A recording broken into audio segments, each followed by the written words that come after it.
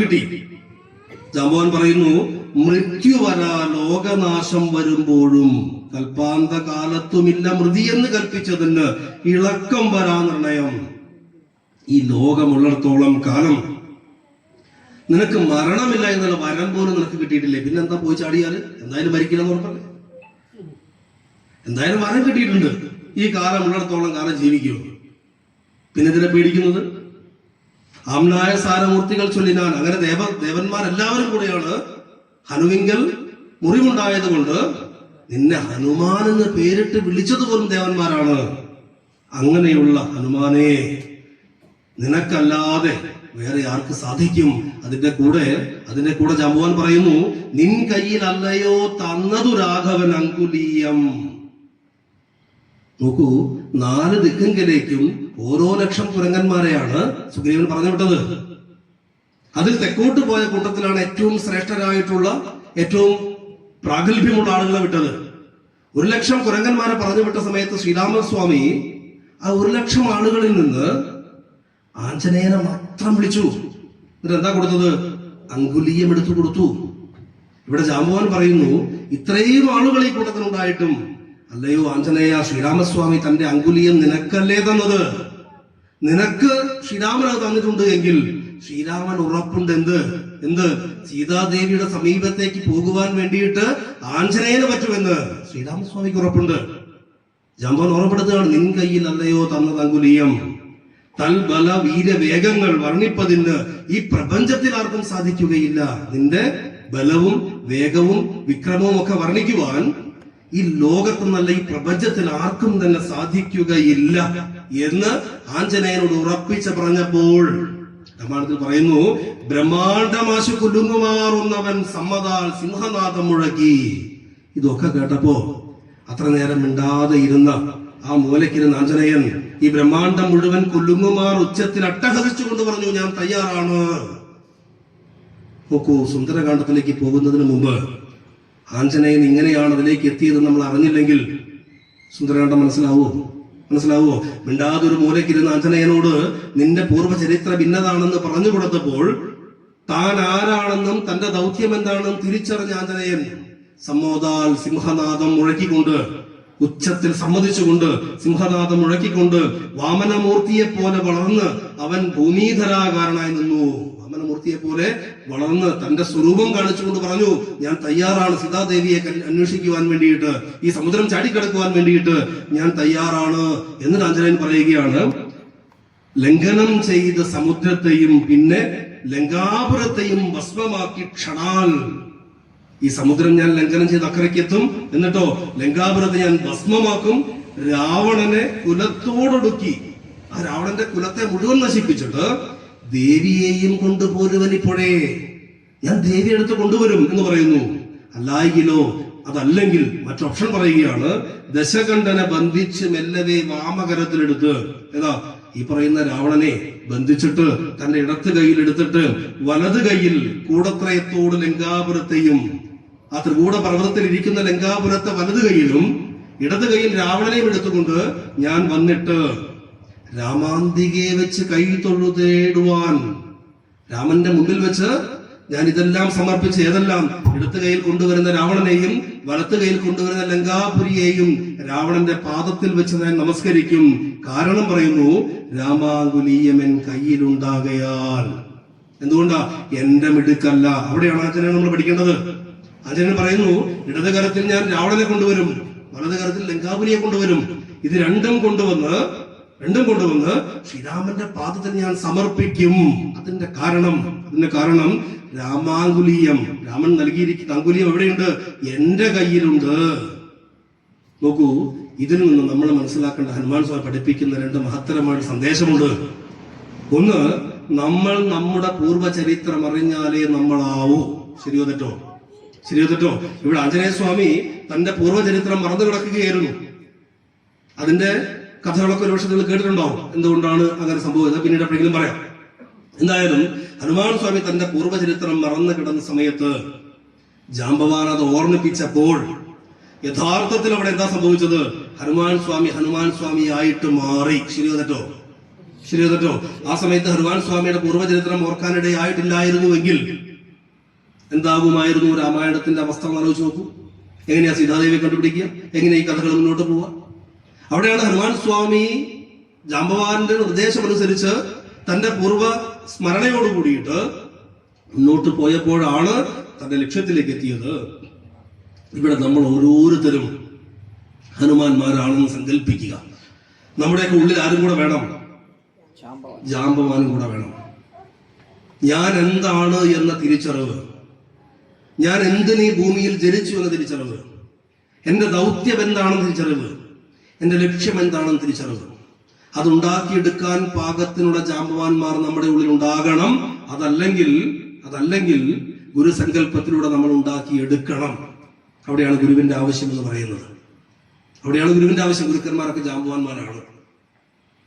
ഓരോ വ്യക്തിയുടെയും ഉള്ളിലുള്ള കഴിവിനെ ഉദ്ധരിച്ച് അവരെ ലക്ഷ്യത്തിലേക്ക് എത്തിക്കുന്നതാണ് ഗുരുക്കന്മാർ. ഇവിടെ ആഞ്ജനേയ സ്വാമിക്ക് യഥാർത്ഥത്തിൽ ഇവിടെ ജാമ്പവാൻ ആരായിരുന്നു? ഗുരുവായിട്ട് മാറി ആ സമയത്ത്. മനസ്സിലാവുന്നുണ്ടോ പറയുന്നത്?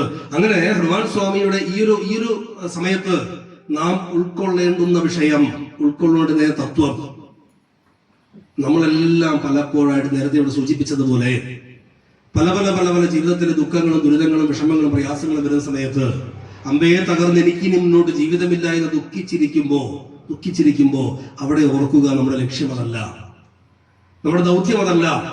ലോകത്ത് എത്രയോ എത്രയോ എത്രയോ സ്ഥലങ്ങളും എത്രയോ നാടുകളും എത്രയോ ഗ്രാമങ്ങളും എത്രയോ വീടുകളും എത്രയോ അച്ഛനും എത്രയോ അമ്മയും ഉണ്ടായിട്ടും ഇന്ന നാട്ടിൽ ഇന്ന അച്ഛന്റെ ഇന്ന അമ്മയുടെ ഇന്ന മകനായിട്ടോ മകളായിട്ടോ ഇന്ന ദേശത്ത് നമ്മൾ ജനിക്കണമെങ്കിൽ അതിനൊരു കാരണം ഉണ്ടാവുകയില്ലേ? ഉണ്ടോ ഇല്ലയോ? ആലോചിച്ച് ആ കാരണം നമ്മളെ ഇന്ന ദേശത്ത് ജനിക്കാനുള്ള അവകാശവും അധികാരവും തന്നിട്ടുണ്ട് എങ്കിൽ നമുക്ക് എന്തോ ദൗത്യം അവിടെ ചെയ്തു തീർക്കാനുണ്ട്. നമുക്കൊരു ജന്മലക്ഷ്യമുണ്ട്. ആ ജന്മലക്ഷ്യത്തെ കണ്ടെത്തുന്നതിന് വേണ്ടിയിട്ടുള്ള ഉപാധികൾ കണ്ടെത്തേണ്ടതായിട്ടുണ്ട്. ഇവിടെ ഒരു പ്രശ്നമുണ്ടായപ്പോഴാണ്, സീതാദേവിയെ രാവണൻ അപഹരിച്ചു എന്നുള്ള പ്രശ്നമുണ്ടായപ്പോഴാണ് രാമന് തന്റെ അവതാര ലക്ഷ്യം നിറവേറ്റാനുള്ള സാഹചര്യം ഒരുങ്ങിയത്. ശരിയോ തെറ്റോ? ആണോ അല്ലയോ? നമ്മളൊക്കെ എന്തെങ്കിലും ഒരു പ്രശ്നം വരുമ്പോഴേക്കും അല്ലേ പോയിട്ട് ആത്മഹത്യ ചെയ്യും. ഇന്ന് കേരളത്തില് പഠനങ്ങൾ തെളിയിക്കുന്നത് യുവാക്കളാണ് ഏറ്റവും കൂടുതൽ ആത്മഹത്യ ചെയ്യുന്നത് എന്നാണ്. യുവാക്കളാണ്. കാരണം ലക്ഷ്യബോധമില്ലാത്ത തലമുറയായിട്ട് യുവാക്കൾ മാറിയിരിക്കുന്നു. ദിശാബോധം കൊടുക്കേണ്ടത് ജാമ്പവാന്മാർ നമ്മുടെ ഇടയിൽ ഇല്ലാതായിക്കൊണ്ടിരിക്കുന്നു. അവിടെയാണ് ഇതുപോലെയുള്ള ഗ്രന്ഥങ്ങളും ഇതുപോലെയുള്ള തത്വങ്ങളും നമ്മൾ മനസ്സിലാക്കേണ്ടത്. ഓരോ വ്യക്തിക്കും ഇന്ന സ്ഥലത്ത് ഇന്ന രീതിയിൽ ഇന്ന വീട്ടിൽ ഇന്ന താലൂക്കിൽ ഇന്ന പഞ്ചായത്തിൽ ഇന്ന അച്ഛന്റെ ഇന്ന അമ്മയുടെ ഇന്ന വീട്ടിൽ മകനോ മകളോ ആയിട്ട് ജനിച്ചിട്ടുണ്ട് എങ്കിൽ, ഇന്ന ജോലി ചെയ്യുന്നുണ്ട് എങ്കിൽ, ഇന്ന ദുഃഖം അനുഭവിക്കുന്നുണ്ടെങ്കിൽ, ഇന്ന കർമ്മഗതി നമ്മൾ അനുഭവിക്കുന്നുണ്ട് എങ്കിൽ ഉറപ്പിച്ചുകൊള്ളൂ, നമുക്ക് ജീവിത ലക്ഷ്യത്തിലേക്ക് വേണ്ടിയിട്ടുള്ള പടികളാണ് അത് എന്ന്. സീതാദേവി നോക്കൂ, നമുക്കറിയാം രാമായണത്തിൽ രാമനാണ് കാട്ടിൽ പോകാൻ വേണ്ടി വിധിക്കപ്പെട്ടത് അല്ലെ? രാമനോടല്ലേ 14 വർഷം പോകാൻ പറഞ്ഞത്? എന്തിനാ സീതമ്മ പോയത്? രാമന്റെ അവതാര ലക്ഷ്യം നിറവേറ്റാനുള്ള ഉപാധിയാണ്. കാരണം രാമൻ വനവാസത്തിന് പോകുന്നതിന് തലേ ദിവസം നാരദര്, അധ്യാത്മരാമായണത്തെ അടിസ്ഥാനപ്പെടുത്തിയാണ് പറയുന്നത്, ശ്രദ്ധിക്കണം. നാരദര് രാമനോട് വന്നിട്ട് പറയുന്നുണ്ട്, നീ ഇങ്ങനെ സുഖിച്ച് നടക്കണ്ട, രാജകൊട്ടാരത്തിലെ കുമാരനായപ്പോ നിന്റെ അവതാര ലക്ഷ്യം നീ മറന്നു പോകരുത് എന്ന് പറയുമ്പോ രാമൻ പറയുന്നു, നാളെ പുലർകാലെ പോകുന്നതുണ്ട് ഞാൻ, നാളെ തന്നെ ഞാൻ വനത്തിന് പോകുമെന്ന് രാമൻ പറയുന്നു. അതിന്റെ പിറ്റേ ദിവസമായി പ്രശ്നങ്ങളൊക്കെ ഉണ്ടാവുന്നതേ. ആരാ പ്രശ്നം ഉണ്ടാക്കിയത്? മന്ധര. എന്താ മന്ധര പറഞ്ഞത്? പണ്ട് 2 വരമൊക്കെ കൊടുത്തിട്ടുണ്ട് അല്ലേ? നമ്മുടെ നാടൻ ഭാഷ പറഞ്ഞ ഏഷണി പറഞ്ഞു. മന്ധരയെ കുറ്റപ്പെടുത്തണ്ട. കാരണം എന്താ? ആ ഏഷണിയിൽ നിന്നാണ് രാമൻ തന്റെ അവതാര ലക്ഷ്യം നിറവേറ്റാൻ വേണ്ടിയിട്ടുള്ള വനയാത്രയ്ക്ക് തയ്യാറായത്. ശരിയോ തെറ്റോ? അപ്പൊ ഒരു കാര്യം ചെയ്യാൻ നമുക്ക് ഏഷണി പറയാം അല്ലേ? സ്വാമി പറഞ്ഞിട്ടുണ്ട്, ഏഷണി പറയുന്നത് തെറ്റല്ല എന്ന് പറഞ്ഞിട്ടുണ്ട്. അങ്ങനെ എടുക്കരുത്. എന്തായാലും രാവണോട് കാട്ടിൽ പോകാൻ വേണ്ടി പറഞ്ഞ സമയത്ത് സീതമ്മ കൂടെ പോയില്ലായിരുന്നുവെങ്കിൽ രാവണൻ സീതയെ അപഹരിക്കുമോ? രാവണൻ സീതയെ അപഹരിക്കാതെ രാവണനെ വധിക്കാനുള്ള നിയമം രാമന് ലഭിക്കുമോ? ആലോചിക്കുക. ഇവിടെയും സീതാദേവിയെ കടലിനക്കരെ കൊണ്ടുവച്ചു എന്നുള്ളത് കൊണ്ട്, സീതാദേവിയെ കാണുവാൻ വേണ്ടി സാധിക്കുകയില്ല എന്ന് ചിന്തിച്ചത് കൊണ്ട്, അത്തരത്തിൽ ദുഃഖിച്ച് ഇരിക്കുന്ന സമയത്താണ് ആഞ്ജനേയ സ്വാമിക്ക് ജാംബവാൻ ഉപദേശം കൊടുക്കുന്നത്. ആണോ അല്ലയോ? നോക്കൂ, ഇവിടെ പുറകിലിരിക്കുന്ന ഗീതാ സന്ദേശത്തിൽ എന്താ പറയണത്? തേർത്തട്ടിൽ തളർന്നിരുന്ന അർജുനനോടാണ് ശ്രീകൃഷ്ണൻ ഉപദേശിച്ചത്. നമ്മുടെ ഒരു ദേവന്മാരും സന്തോഷം മാത്രമായിട്ട് ജീവിച്ചിട്ടില്ല. ഉണ്ടോ? രാമനെ നമുക്കറിയാം, 14 വർഷം കാട്ടിലായിരുന്നു.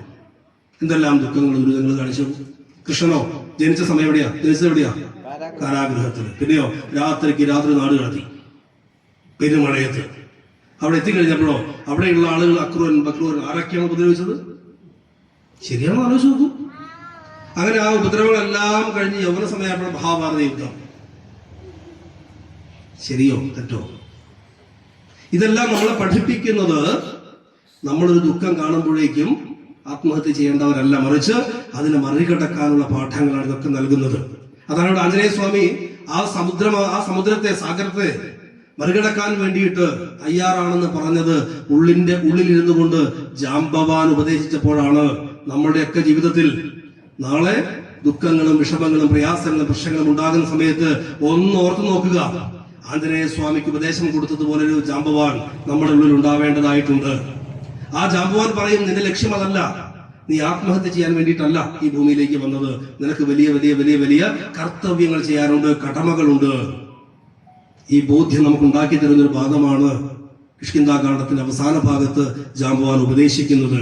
ആ ഉപദേശം കേട്ട മാത്രയിൽ ആഞ്ജനേയ സ്വാമി സിംഹനാഥം മുഴക്കിക്കൊണ്ട് പറഞ്ഞു, ഞാൻ തയ്യാറാണ്. എന്നിട്ട് എന്താ പറയുന്നത്? രാവണനെ ഞാൻ കൊണ്ടുവരും, അല്ലെ, ലങ്കാനഗരത്തെ കൊണ്ടുവരുന്നതൊക്കെ ചെയ്യും, എന്റെ മിടുക്കല്ല. എന്താ പറയുന്നത്? എന്റെ കയ്യിൽ ശ്രീരാമന്റെ അങ്കുലീയമുണ്ട്. അവിടെയാണ് നമ്മൾ രണ്ടാമത്തെ പാഠം പഠിക്കേണ്ടത്. ആഞ്ജനേയ സ്വാമി അഹങ്കരിച്ചുകൊണ്ട് വേണമെങ്കിൽ എന്ത് ചെയ്യാം? നമ്മളാണെ പറയൂലേ, ആ പണ്ട് ഞാൻ 500 യോജനയൊക്കെ ചാടിയതാ, അതുകൊണ്ട് ഇത് 100 യോജനയുള്ളൂ, ഞാൻ ഇപ്പൊ പോയിട്ട് ചാടിയിട്ട് വരാം. നമ്മളാണെങ്കിൽ അങ്ങനെ പറയും.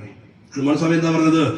രാമന്റെ അങ്കുലീയം എന്റെ കയ്യിലുള്ളത് കൊണ്ട് ഞാനല്ല പോകുന്നത്, ആ ശ്രീരാമചന്ദ്ര മഹാപ്രഭുവിന്റെ സങ്കല്പത്തിലാണ് പോകുന്നത് എന്നതുകൊണ്ട് എനിക്ക് അപകടം കൂടാതെ ഞാൻ അതുമായിട്ട് അല്ലെങ്കിൽ അവിടെ പോയി എന്റെ ദൗത്യം നിറവേറ്റിയിട്ട് വരും എന്ന് ആഞ്ജനേയ സ്വാമി പറയുമ്പോ നമ്മൾ പഠിക്കേണ്ടത് എല്ലാം ഏത് കർമ്മമായിക്കൊള്ളട്ടെ അത് ഈശ്വരനിൽ സങ്കല്പിച്ചുകൊണ്ട്, ഈശ്വരനിൽ സമർപ്പിച്ചുകൊണ്ട്, അഹങ്കാരമില്ലാതെ, എല്ലാം അവിടുത്തെ സങ്കല്പമാണ്, അവിടുത്തെ ചിന്തയാണ്, അവിടുത്തെ കഴിവാണ്, അവിടുത്തെ ആ ഒരു അനുഗ്രഹം കൊണ്ടാണെന്നുള്ള ബോധ്യത്തോടുകൂടി ഏത് കാര്യവും നിറവേറ്റണമെന്നാണ് ആഞ്ജനേയ സ്വാമി നമ്മളെ പഠിപ്പിച്ചത്. മനസ്സിലായോ?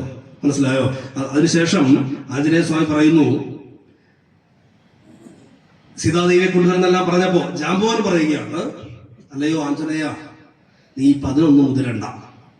ദേവിയെ കൊണ്ടുവരാൻ ആര് വരും? ശ്രീരാമൻ വരും. നിന്റെ പണിയല്ലാതെ. നീ എന്ത് ചെയ്യണം? നിന്നെ ഏൽപ്പിച്ച പണി എന്താ? ദേവിയെ കണ്ടിട്ട് ആ വിവരം ഇവിടെ അറിയിക്കുക. ജാംബവാൻ പറയുന്ന വാക്ക് ശ്രദ്ധിക്കണം. വിഘ്നം വരായിക, നിനക്കൊരു തടസ്സവും വരാതിരിക്കട്ടെ, കല്യാണം ഭവിക്ക, നിനക്ക് മംഗളം വരട്ടെ. മാരുതദേവനുണ്ട് അരികെ, തവ ശ്രീരാമകാര്യാർത്ഥമായല്ലോ പോകുന്നു. നിന്റെ അരികിൽ ആരുണ്ട്? മാരുതദേവനുണ്ട്, വായുദേവനുണ്ട്, നിന്റെ അച്ഛനുണ്ട്. ആരുടെ കാര്യത്തിലാണ് പോകുന്നത്? ശ്രീരാമകാര്യാർത്ഥമായല്ലോ പോകുന്നു. ഈ 2 കാര്യവും നമ്മൾ ഓർത്ത് വെക്കണം. സുന്ദരകാണ്ഡത്തിൽ പറയുന്ന സമയത്ത് ഇത് ഓർക്കേണ്ടതായിട്ടുണ്ട്. അല്ലയോ ആഞ്ജനേയ, നിനക്കൊരു തടസ്സവും വരികയില്ല. കാരണം എന്താ? മാരുതദേവൻ നിന്റെ അരികിലുണ്ട്, നിന്റെ അച്ഛൻ നിന്റെ കൂടെയുണ്ട്. മാത്രവുമല്ല, നീ ആരുടെ കാര്യത്തിലാണ് പോകുന്നത്? സാക്ഷാൽ ശ്രീരാമസ്വാമിയുടെ കാര്യത്തിന് വേണ്ടിയാണല്ലോ പോകുന്നത് എന്ന് പറയുമ്പോ ആഞ്ജനേയൻ മഹേന്ദ്ര പർവ്വതത്തിന്റെ മുകളിൽ കയറി നിന്നുകൊണ്ട് നഗാരിയെ പോലെ, സിംഹത്തെ പോലെ വിളങ്ങി, സിംഹമെന്നും ഗരുഡനെന്നും 2 അർത്ഥമുണ്ട്, എന്തായാലും സിംഹത്തെ പോലെയോ ഗരുഡനെ പോലെയോ വിളങ്ങിക്കൊണ്ട് ആ മഹേന്ദ്ര പർവ്വതത്തിന്റെ മുകളിൽ കയറി നിന്നു, ചാടാൻ തയ്യാറായിട്ട് നിന്നു. അവിടെയാണ് ഏത് കാണ്ഡം തീരുന്നത്? കിഷ്കിന്ധാകാണ്ഡം അവസാനിക്കുന്നത്. പിന്നീടാണ് സുന്ദരകാണ്ഡത്തിലേക്ക് പ്രവേശിക്കുന്നത്. ആ സുന്ദരകാണ്ഡത്തിൽ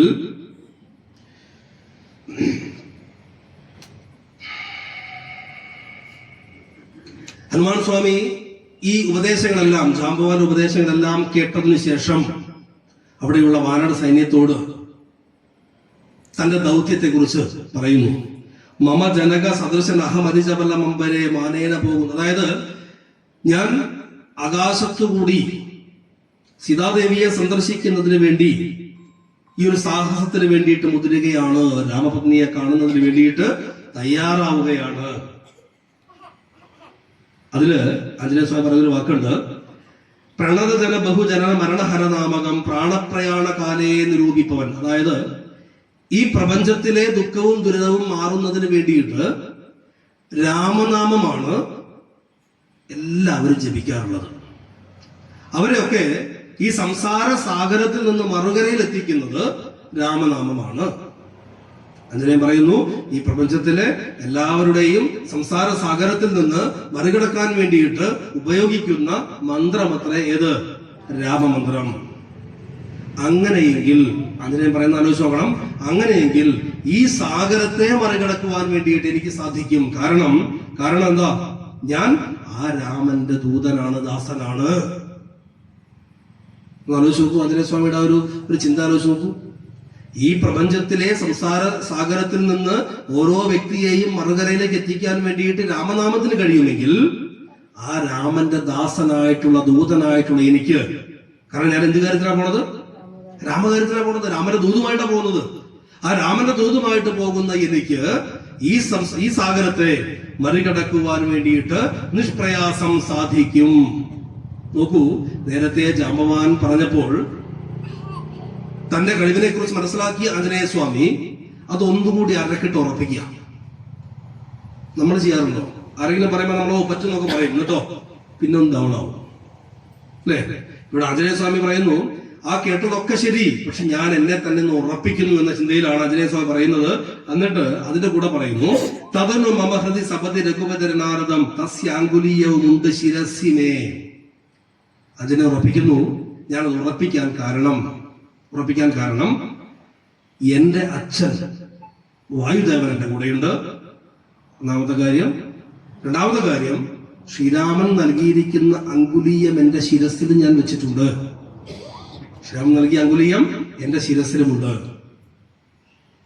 ആ മാതാവിന്റെ അല്ലെങ്കിൽ പിതാവിന്റെ സംരക്ഷണത്തോട് കൂടിയിട്ട് ഗുരുവായിരിക്കുന്ന രാമനെ, അതുകൊണ്ട് ശിരസ് എന്ന് പറയാൻ കാരണം ഗുരുവിന്റെ സ്ഥാനമാണ് ശിരസ്. ഇവിടെ ഗുരുവായിരിക്കുന്ന രാമന്റെ കാര്യത്തിന് വേണ്ടിയിട്ട് ഞാൻ തയ്യാറായിട്ട് പോകുമ്പോൾ എനിക്ക് ദുഃഖത്തിന് ഇടയില്ല. അതുകൊണ്ട് ആഞ്ജനേയൻ തന്റെ കൂടെയുള്ള വാരന്മാരോട് പറയുന്നു, കിമപി നഹി ഭയമുദതി സപതി തരുതും നിങ്ങൾ കീശപ്രവരരെ ഏതുമേ. അല്ലയോ വാരവീരന്മാരെ, നിങ്ങൾ ദുഃഖിക്കരുത്, നിങ്ങൾ വിഷമിക്കേണ്ട. കാരണം ഞാൻ രാമകാര്യത്തിനാ പോകുന്നത്. ആ രാമകാര്യത്തിന് പോകുന്ന സമയത്ത് രാമൻ നൽകിയിരിക്കുന്ന അങ്കുലീയം എന്റെ കയ്യിലുണ്ട്, എന്റെ അച്ഛന്റെ അനുഗ്രഹം, വായുദേവന്റെ അനുഗ്രഹം എനിക്കുണ്ട്. മാത്രവുമല്ല, ഈ പ്രപഞ്ചത്തിലെ സകല ജീവരാശികളുടെയും സംസാര സാഗരത്തിന് മറുകര കാണിക്കുന്ന രാമമന്ത്രമാണ്. ആ രാമന്റെ ദൂതനായിട്ടാണ് ഞാൻ പോകുന്നത്. അതുകൊണ്ട് എനിക്ക് ഭയമില്ല, ദുഃഖമില്ല, നിങ്ങളും ദുഃഖിക്കരുത്, ഞാൻ ഈ കാര്യം നിർവഹിച്ചിട്ട് വരും എന്ന് പറയുന്നു. അത് പറഞ്ഞിട്ട് ആഞ്ജനേയ സ്വാമി രാമായണത്തിൽ പറയുന്നത്, വാലും നിജമേറ്റം ഉയർത്തി പരത്തി. നിങ്ങൾ ആ ഭാവം ഒന്ന് ആലോചിച്ച് നോക്കുക. മഹേന്ദ്ര പർവ്വതത്തിന്റെ മുകളിൽ വാലും നിജമേറ്റം ഉയർത്തി, വാലുയർത്തി, ഉയർത്തി കരങ്ങളും, വാലുയർത്തി കരങ്ങൾ രണ്ടും ഉയർത്തി. എന്നിട്ടോ അതിവിപുല ഗളതലവും, നീണ്ടിട്ടുള്ള കഴുത്ത് അല്ലെങ്കിൽ വിപുലമായിട്ടുള്ള കഴുത്ത് ആർജവമാക്കി തയ്യാറാക്കി നിർത്തി. ആകുഞ്ചിതാംഗ്രിയായി ഊർധ്വനയനായി, കണ്ണുകളൊക്കെ മുകളിലേക്ക് ധ്യാനഭാവത്തിലേക്ക് ഉയർത്തിപ്പിടിച്ച് മനസ്സുകൊണ്ട്, അടുത്തവർ ശ്രദ്ധിക്കണം, ദശവതന പുരിയിൽ നിജ ഹൃദയവും ഉറപ്പിച്ച് ദക്ഷിണ ദിക്കും ആലോക്യ ചാടിയിടിനാൻ. നമ്മളൊക്കെ നമ്മുടെ കുട്ടികളോട് പറഞ്ഞു കൊടുക്കേണ്ട ഒരു വരിയാണിത്. ദശവതനപുരിയിൽ നിജ ഹൃദയവും ഉറപ്പിച്ച് ദക്ഷിണ ദിക്കും ആലോക്യ ചാടിയിടിനാൻ. ദശവതനപുരി എവിടെയാ? ദശവതനപുരി ശ്രീലങ്ക. ആ ലങ്കയിൽ നിജ ഹൃദയവും ഉറപ്പിച്ചു. അദ്ദേഹത്തിന്റെ ആഞ്ജനേയ സ്വാമിയുടെ ഹൃദയം എവിടെ ഉറപ്പിച്ചു? മനസ്സെവിടെ ഉറപ്പിച്ചു? ലങ്കയിലെത്തി എന്ന് ഉറപ്പിച്ചു. എന്നിട്ട് ദക്ഷിണ ദിക്കിലേക്ക് ചാടി. നമ്മളുടെ ഇന്നത്തെ പുതിയ തലമുറ ഏതെങ്കിലും ഒരു കാര്യം ചെയ്യാൻ വേണ്ടി പറഞ്ഞാൽ ആദ്യം തന്നെ പറ്റുമോ, എനിക്ക് പറ്റില്ല, അല്ലേ? പുതിയ തലമുറ മാത്രമൊന്നുമല്ല, പഴയ തലമുറയും ഇടത്തരം തലമുറയും ഒക്കെ അങ്ങനെയാണല്ലോ. ഇവിടെ ആഞ്ജനേയ സ്വാമി നമ്മളെ പഠിപ്പിക്കുന്നു, നാം ഒരു ദൗത്യത്തിലേക്ക് ഇറങ്ങുകയാണ് എങ്കിൽ ആദ്യം മനസ്സുകൊണ്ട് അത് ചെയ്തതായിട്ട് സങ്കല്പിക്കണം, മനസ്സവിടെ ഉറപ്പിക്കണം, എനിക്കത് സാധിക്കുമെന്ന് ഉറപ്പിക്കണം. അതുകൊണ്ട് ആഞ്ജനേയ സ്വാമിയോട് പഠിപ്പിച്ചത് മഹേന്ദ്ര പർവ്വതത്തിന്റെ മുകളിൽ നിന്നുകൊണ്ട് കൈ ഉയർത്തി, വാലുയർത്തി, കണ്ണുകൾ ഊർധ്വനയനത്തിലേക്ക് ആക്കിയതിനു ശേഷം മനസ്സുകൊണ്ട് ഉറപ്പിച്ചു, ഞാൻ അവിടെ എത്തി. പിന്നെ സംശയത്തിനിടയില്ല, അവിടെ എത്തി എന്ന് അങ്ങോട്ട് ഉറപ്പിച്ചു. എന്നിട്ടാണ് ചാടുന്നത്. നമ്മുടെ മക്കളോട്, പുതിയ തലമുറയിലെ കുഞ്ഞുങ്ങളൊക്കെ ഇന്ന് ഏറ്റവും കൂടുതൽ, ഒരുപക്ഷെ നിങ്ങളൊക്കെ രക്ഷിതാക്കളായിരിക്കും, നിങ്ങളുടെയൊക്കെ മക്കൾ ഒരുപക്ഷെ പറയുന്നത് ടെൻഷൻ അല്ലേ. പഠിക്കുന്ന സമയത്ത് ടെൻഷനാണ്, മാർക്കില്ല, പരീക്ഷയ്ക്ക് അങ്ങനെയാണ് ഇങ്ങനെയാണ്, ഒരുപാട് ടെൻഷൻ പറയാറ്. നോക്കൂ, ആഞ്ജനേയ സ്വാമിയെ നമ്മൾ സവിസ്തരം പഠിച്ചാൽ ആ കുഞ്ഞുങ്ങളുടെയൊക്കെ റോൾ മോഡലായിട്ട് ആഞ്ജനേയനെ മാറ്റിയെടുക്കാൻ പറ്റും. കാരണം എന്താണോ നമുക്ക് മുമ്പിലുള്ള ലക്ഷ്യം, ആ ലക്ഷ്യം മാത്രമാണ് ആഞ്ജനേയ സ്വാമിയുടെ മുമ്പിലുള്ളത്. അതുകൊണ്ടാണ് പറഞ്ഞത്, നിജഹൃദയവും ലങ്കയിൽ ഉറപ്പിച്ചു, എനിക്കത് സാധിച്ചു എന്നങ്ങോട്ട് മനസ്സിനെ ആദ്യം ചിട്ടപ്പെടുത്തിയിട്ട് അതിനു വേണ്ടിയിട്ടുള്ള പദ്ധതികളിലേക്കാണ് ആഞ്ജനേയൻ മുന്നോട്ട് പോയിട്ടുള്ളത്. ലക്ഷ്യമുറപ്പിക്കുക, അങ്ങനെയല്ലേ പണ്ട് നമ്മൾ പറയാറുള്ളത്? ലക്ഷ്യമുറപ്പിച്ചിട്ടല്ലേ അങ്ങോട്ട് പോകേണ്ടത്. ഇവിടുന്ന് ഇപ്പോൾ കോഴിക്കോടേക്ക് എനിക്ക് പോകണം എന്നുണ്ടെങ്കിൽ ബസ് സ്റ്റാൻഡിലെത്തി കോഴിക്കോട് ബോർഡ് വെച്ച ബസ്സിൽ കയറിയല്ലേ എത്തുള്ളൂ. ലക്ഷ്യമുറപ്പിച്ചാലേ പോകാൻ പറ്റുള്ളൂ. അല്ലെങ്കിൽ ഏതെങ്കിലും വണ്ടിയിലല്ലേ കയറേണ്ടി വരിക? ആണോ അല്ലയോ? ഇവിടെ ആഞ്ജനേയൻ ഉറപ്പിച്ചു, എനിക്ക് എത്തേണ്ടത് ലങ്കയിലാണ്, ദശപതനപുരിയിലാണ്. അതങ്ങോട്ട് ഉറപ്പിച്ചു, ഞാൻ അവിടെ എത്തിയതങ്ങോട്ട് ഉറപ്പിച്ചു. എന്നിട്ടാ ചാടുന്നത്. ഇന്നത്തെ കുട്ടികൾക്ക് ടെൻഷൻ ഉണ്ടാവാൻ കാരണം ഇത് കംപ്ലീറ്റ് ആവോ, അത് കംപ്ലീറ്റ് ആവോ, എത്തുവോ ഇല്ലയോ ചിന്തയാണ്. അവിടെയാണ് ആഞ്ജനേയ സ്വാമി പഠിപ്പിച്ച ഈ ഒരു കാര്യത്തെ, നിജഹൃദയവും ലങ്കയിൽ ഉറപ്പിച്ചു എന്നുള്ള ഭാഗത്തെ നമ്മൾ ഉൾക്കൊള്ളേണ്ടത്. അങ്ങനെ ആ ദക്ഷിണ ദിക്കിലേക്ക് നോക്കിയിട്ട് ആഞ്ജനേയ സ്വാമി ചാടുന്നു. കടലിനെ, സാഗരത്തെ മറുകരയിലേക്ക് കുതിച്ചു. അങ്ങനെ കുതിച്ച സമയത്ത് ദേവന്മാരൊക്കെ ഒരു പ്ലാൻ ഇട്ടു. ദേവന്മാരെല്ലാവരും കൂടി ആലോചിച്ചു, ശരി, ആഞ്ജനേയൻ എന്തായാലും രാവണവധത്തിന് അല്ലെങ്കിൽ അതിനുള്ള കാരണത്തെ സൃഷ്ടിക്കാൻ, അഥവാ സീതാദേവിയെ സന്ദർശിക്കാൻ രാമകാര്യത്തിന് വേണ്ടി പോയതാണല്ലോ, ഇയാൾക്ക് ഇതിനുള്ള കഴിവുണ്ടോ എന്നുള്ളത് പരീക്ഷിക്കണമല്ലോ എന്ന് ചിന്തിച്ചു. ഇത് നമ്മുടെ നിത്യ ജീവിതവുമായി ബന്ധപ്പെടുത്തി തന്നെ പോകണം. ഇവിടെ എത്ര പേരുണ്ടോ അത്രയും ഹനുമാന്മാരാണെന്ന് മനസ്സിലാക്കുക. ഇവിടെ ഇരിക്കുന്ന നമ്മൾ ഓരോരുത്തരുമാണ് ഹനുമാന്മാരെന്ന് മനസ്സിലാക്കുക. അപ്പോഴേ ഇതിന്റെ തത്വം